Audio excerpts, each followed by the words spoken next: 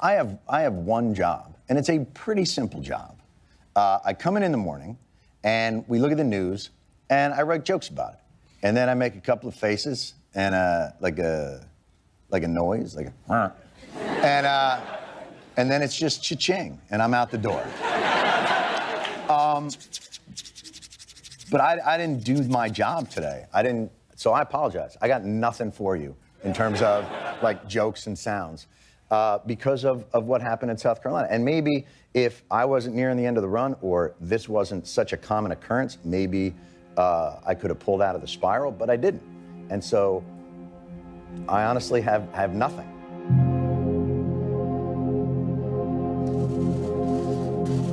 Good afternoon, everybody. The FBI is now on the scene with local police, and more of the Bureau's best are on the way to join them.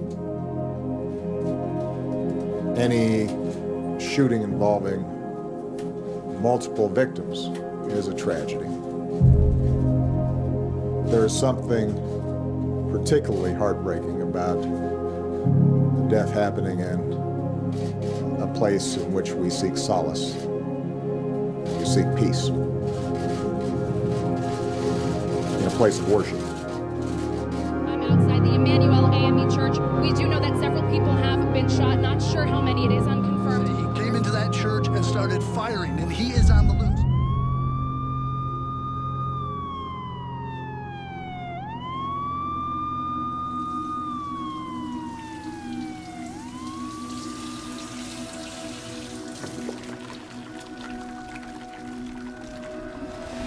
Gotta be careful with these potatoes, it's hot. Remember a long time ago when it's cold outside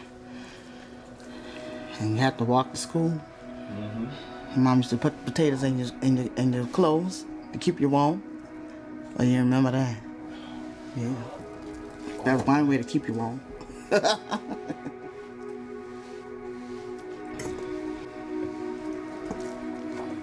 And let's put your hairs on our first Sunday at church. Me and my mom and my niece Nige. And we was sitting down and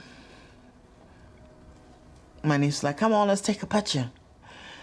And we all just squeeze in together and take a picture at the church. They said, you and your mom look alike. And so my mom looked like me, don't she?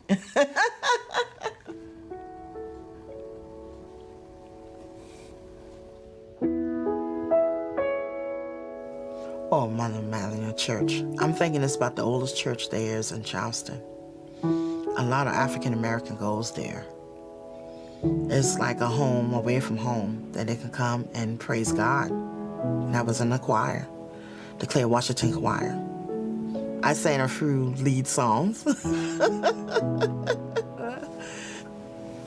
I'm Nadine Lance Coyer, and I was born and raised right here in Charleston, South Carolina.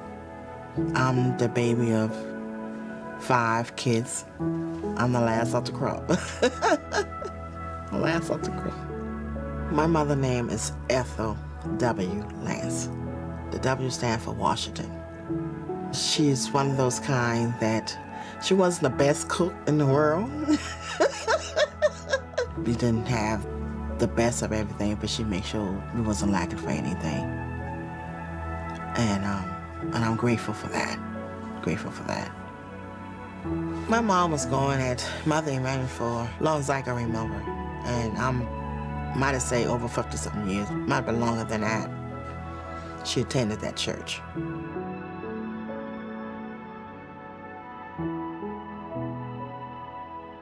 When you pull back and look at the skyline of Charleston, which is purposely kept low, you see these church steeples, piercing the blue sky on a clear day. You see these steeples and you think, oh, the holy city. But I often remind people, the city might be called the holy city, but its past is not so holy. Charleston's racial narrative is really driven a lot by its racial history. The city was the premier slave port of the United States at one point in time. The city even today is divided along racial lines in many ways. Charleston was a hub of slavery. There's an appreciable part of Black America that can trace its ancestry back to Charleston. This was a major port. Back in the 1800s, we were really the capital of the slave trade. This was the main port where slaves came in. I believe it was something in the order of 40% of the slaves that entered the United States came through Charleston. At the point of the American Revolution, there are 13 colonies. Only one of the colonies had a black majority, and that was South Carolina. And the majority of the people were not only black, but they were enslaved. This has tremendous implications for what white Carolinians were thinking and feeling, and the possibility that the slave population could get out of control and rise up in rebellion. Well, Charleston was at the center of the Civil War. The Articles of Secession were signed here, and the first shot of the Civil War was fired in Charleston at Fort Sumter. It was not just a matter of chance that South Carolina was the first state to secede, because they believed that Lincoln would not reinforce the institution of slavery, and therefore their lives, not just their property, but their lives were jeopardized. Charleston is all of that. Charleston celebrates that. That's why I've called Charleston the Confederate Disneyland, because people like to come and to see what it used to be like and have a mint julep or an iced tea and have somebody black call them sir or ma'am. That's a part of Charleston's dark history, but it's a part that still fuels tourism in Charleston and still fuels mindsets in Charleston.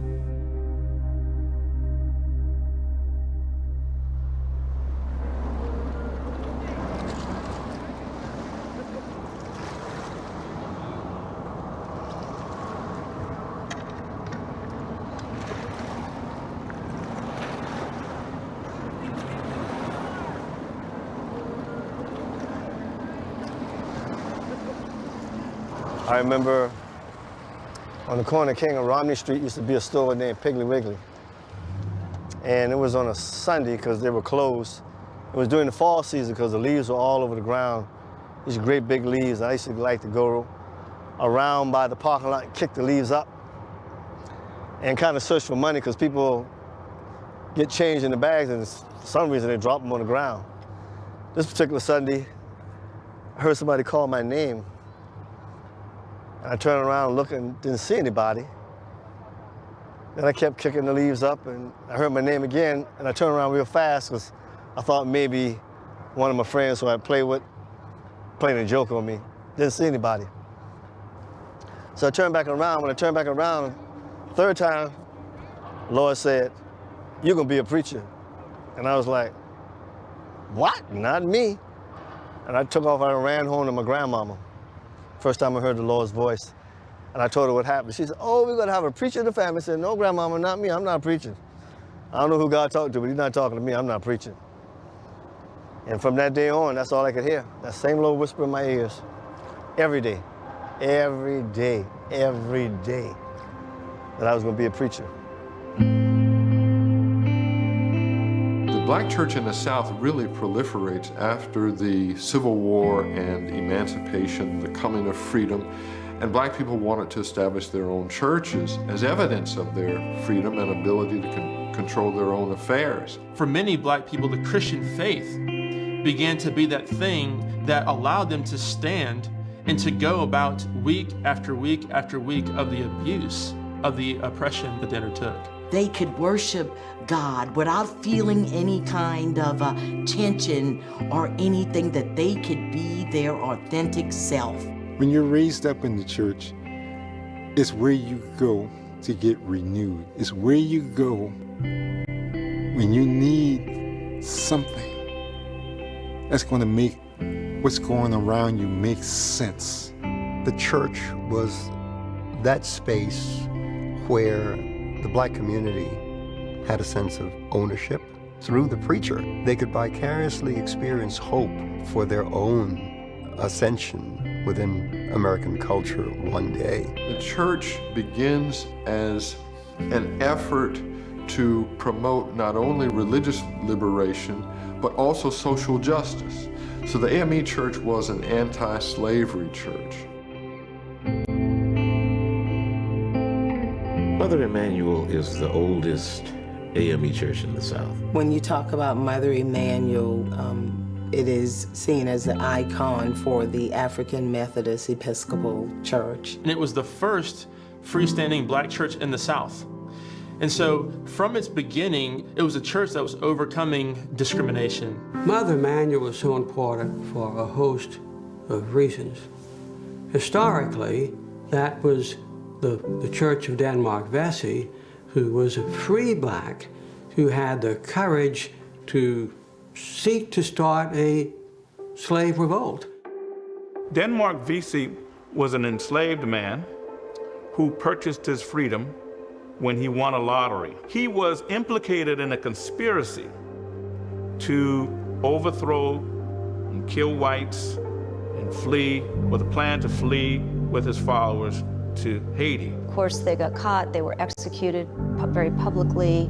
The city actually destroyed the church. When Vesey was executed, the church was destroyed, its members went underground, and the church did not come back into being until after the Civil War. Now, it's important to remember that the burning of black churches in the antebellum period was not an uncommon occurrence, because African American churches were symbols for whites in the North and in the South of black autonomy, black independence, black self-assertion, and black pride. Whites felt threatened by the proliferation of black churches, which they were unable to control, and they became the objects of white terrorism. The church has always been an advocate for the African American population, even to the time of the Reverend Clementa Pinckney, who was the pastor of this church and was elected to the state senate while serving this church. Clemente was that people's pastor, the people's minister. He was the most gravel voice, but yet the most calming voice when you're listening to him. Freedom to worship and freedom from sin, freedom to be full what God intends us to be, and to have a quality in the sight of God. And sometimes you got to make noise to do that. Sometimes you may have to die like Denmark Vesey to do that. Sometimes you have to march, struggle, and be unpopular to do that. That's the kind of spirit that taps on white fear and the paranoia that we will one day still have that same level of savagery that they have demonstrated towards us. Now that courage was also what Dylan Roof was scared of. The church was the first target, but having an elected official, this is really an extra to have him there as well. If you want to hurt someone or something, then you go to what matters to them.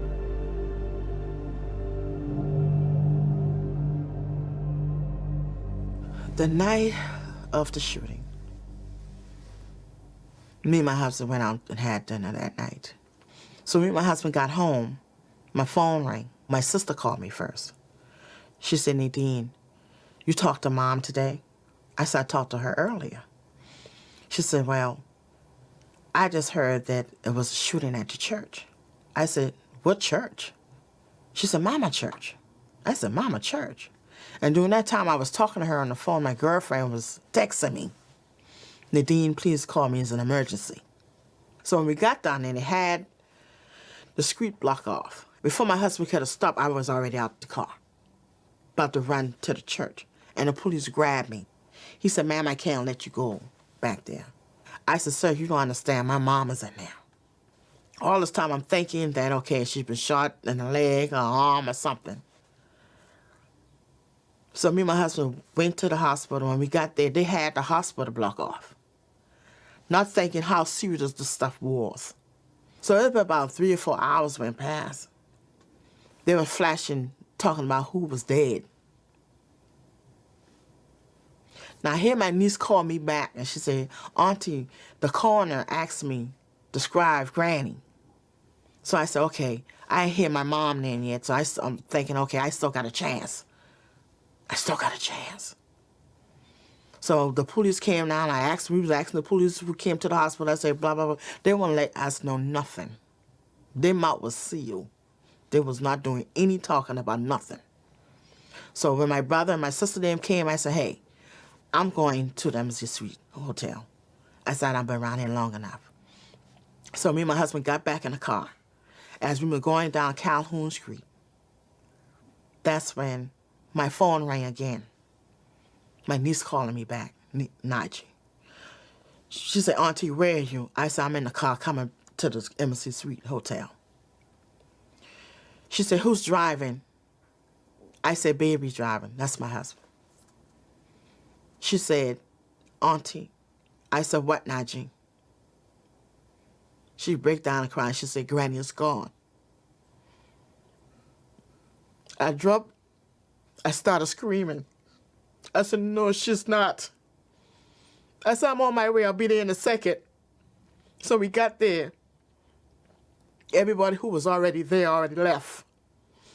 So they were kind of basically waiting on me to come. You Nadine? I said, yes, I am. They grabbed me and said, come on, sweetie. I said, where are we going? We're going upstairs to the room. Got upstairs, and the coroner was there. And she said, who is you? I said, I'm the daughter. She said, I'm sorry, baby, your mama's gone. I break down and cry, started screaming. I said, this can't be for real. This can't be. I said, I want to see her. She said, man, I'm sorry, we can't let you see her. I said, I need to see my mama. I need to touch my mama. I need to feel my mama. I need to hold her for the last time, and they won't let me do that.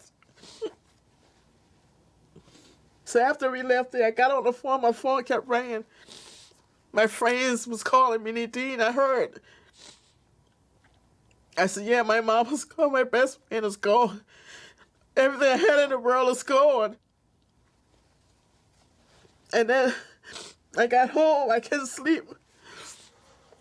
My husband grabbed me. He said, you gonna be all right? I said, I don't know, I am. I said, everything that I want in the world is gone. And what hurt the most is that I didn't get a chance to see her. They won't let me see my mama.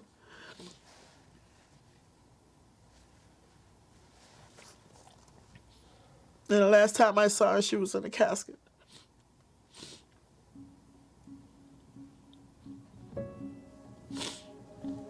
Aisha, stand by. I'm hearing a sound here. Officers have just drawn their weapons here at the corner of Calhoun and Meeting Street. Not exactly sure what's going on. Don't want to get too close, but it's a very tense situation. Officers are out here with their weapons. We're going to move around and see what we can see.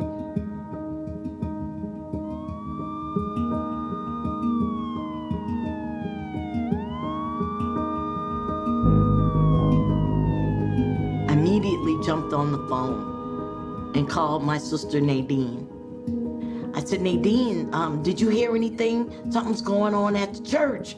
And she said, no, I didn't hear anything. I called a friend at the police department and I said, I heard there's been a shooting at Emmanuel. He said, I'm on the way there now. I'll call you when I get back. And when he called, he said, it's worse than anything I've ever seen. I'm outside the Emmanuel Church. We do know that several people have been shot. Not sure how many it is. So I made it to the church. It was probably a little before 9:30. I was one of the first reporters on the scene. And I mean, even then, it was kind of pandemonium. It was kind of chaos out in front of the church. The police were showing up like en masse. It was a huge response. Just from the scanner traffic, you could tell this was a big deal. This was a terrible situation where several people were down, possibly some dead. And they're trying to round everybody up. People are in the streets screaming, trying to figure out what's going on. The media's showing up. Apparent during this time as well is that we didn't know who the shooter was. We didn't know if there was more than one shooter. We didn't know if they were still in the area. It was just mass chaos. They are still searching for the gunman. They are still actively searching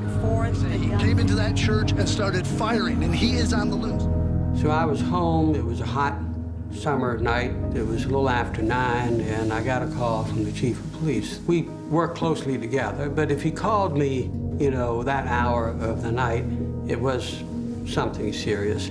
So when I got there, I asked one of the police officers or someone there, I said, has Reverend Pinckney arrived yet?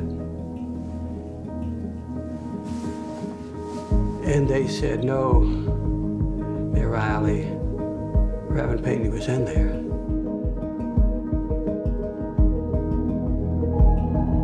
My granddaughter, Tyra, called and said there was a shooting at the church. She spoke to my wife, and we turned on the TV and we saw what was going on. And didn't think much about it for a minute. And then I said, let me call Cynthia. And I called her cell phone and there was no answer.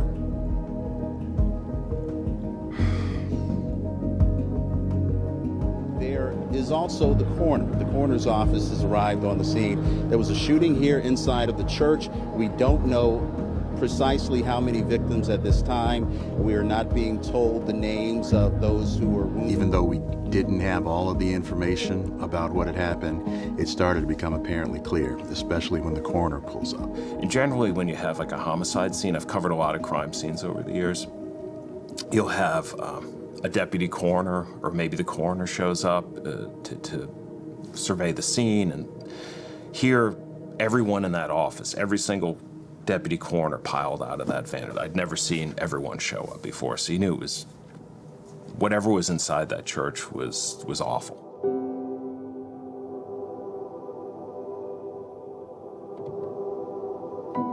There was obvious evidence of projectiles and that kind of thing, but it was apparent looking at these individuals that they had truly been not expecting this. They weren't at all prepared for what happened to them, and that many of them, it appeared, didn't even have time to seek any safety before they fell where they were.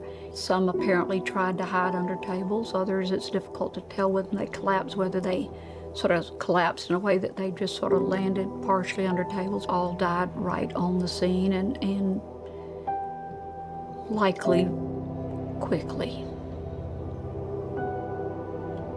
So I went inside of the hotel, and I was, of course, just very anxious and nervous. And someone told me, "Hey, Chris, your mom got shot."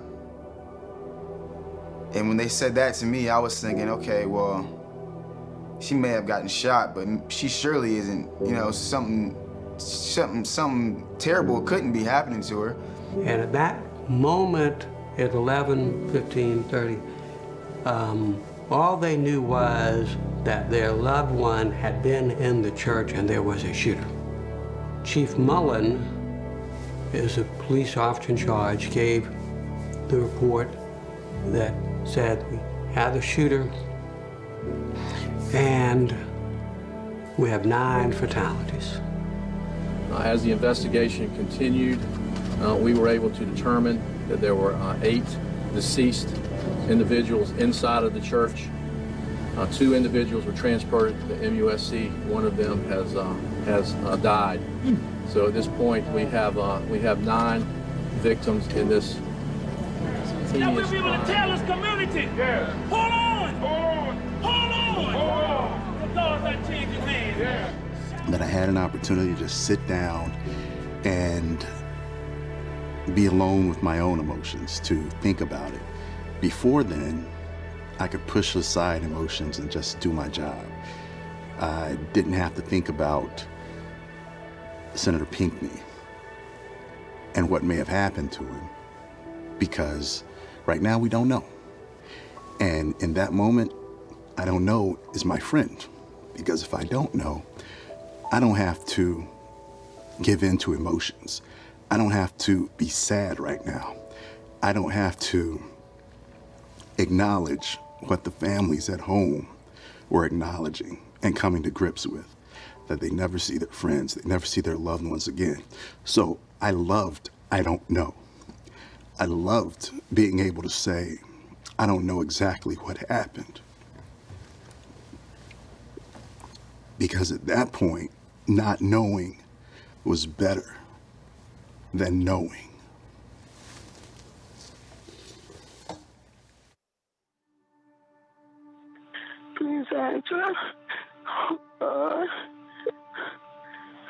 911, what's the address of the emergency? Please, Emmanuel Church, there's plenty of people shot down here. Please send somebody right away. Emmanuel Church? Emmanuel, 110 Calhoun. And there's people shot? Yeah, he shot the pastor. He shot all the men in the church. Please come right away. Okay, my partner's going to be getting some help on the way while I get a little bit more information from you, okay? Stay on the line with me. Are you safe? Are you... He's still in here, I'm afraid. He's still in here.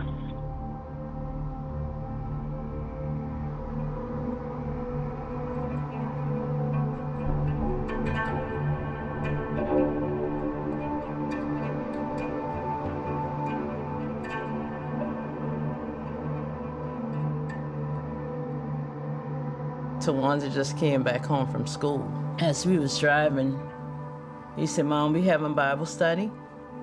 And I said, "Well, you call me." I said, "Because we might not have Bible study." I said, "Because we have meetings today, and so we might cancel Bible study." Finally, the paying doctor, she said, "Well, the group is here, and Myra already prepared. Let's just do 30 minutes. We always open Bible study with a hymn and a prayer. So right after we did that, we sat down, and then that man, he walked in, and we welcomed him in, but he sat through the whole Bible study. And when we closed our eye to pray, that when he lit up the room.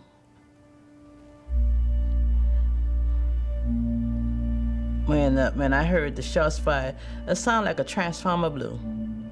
And then when we all opened our eyes, I was the first one. I said, "Oh my God, he have a gun." I said, "He's shooting the place." And I said, "Get on the floor." And Reverend Pinckney was the first one, got shot. And then the shots came so regular. The first thing I did was grab my granddaughter. And she kept right on saying, "Granny, I'm afraid, I'm afraid, I'm afraid." And so what I did, I muzzled her mouth against my rib. I pulled it so hard. At one point, I thought I suffocated her. And then me and my son was talking to one another under the table. And I was telling him, be quiet, don't say anything, lay dead. Because I know that we were safe. We were safe, the three of us were safe by my son. My son was already wounded because I could feel all the warmness just flowing on me from both sides of me. But he still was talking, so I know it was still hope. And when he walked around the room and got to the area where I was at, and Miss Polly was still alive, and my son lifted up and started talking to Dylan Roof, asking him why was he doing this. And he said he had to do it. And my son said, "You don't have to do it. You do not have to do this." And he said, "Yes, he have to do it because we are raping the white women and taking over the world." And then my son said, "You don't want to do this. We mean you no harm. We mean you no harm." He said it 2 or 3 times.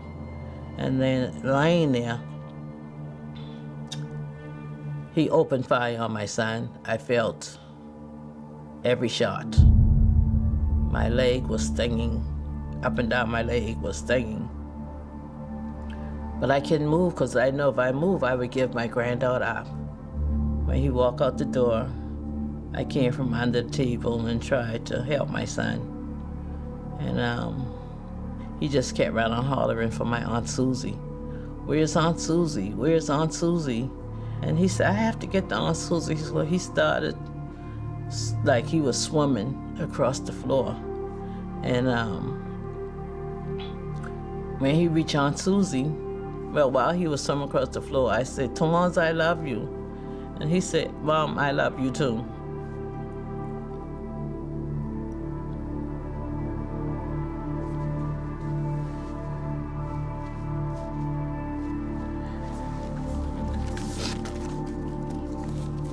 He said, "Mom, I love you too." But he had to get to Aunt Susie. When he reached Aunt Susie, when he grabbed her, he grabbed a handful of her hair. When he clutched her hair, Me and Miss Polly watched him take his last breath. And that was it. That was it.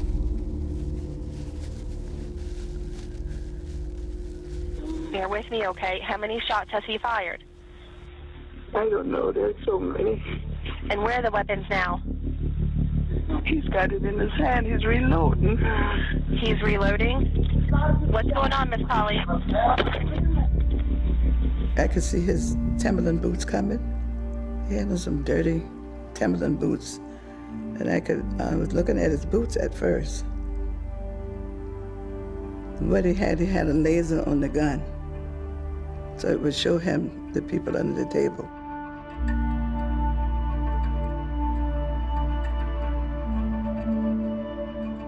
When he spoke to me, I was on the floor, looking up at him from under the table. His eyes were very dark, like dark pools. But he just stopped and he said, did I shoot you yet? And I said, no. And he said, I'm not going to. I'm going to leave you here to tell the story. And when he walked to the door, wasn't quite out the door, I saw the telephone right at my hand. And it was Ms. Lance's phone. And I picked up the phone and I dialed 911. Okay, I need you to bear with me, okay? How many shots has he fired? I don't know. There's so many. 3 different rounds are all kind of... God, please.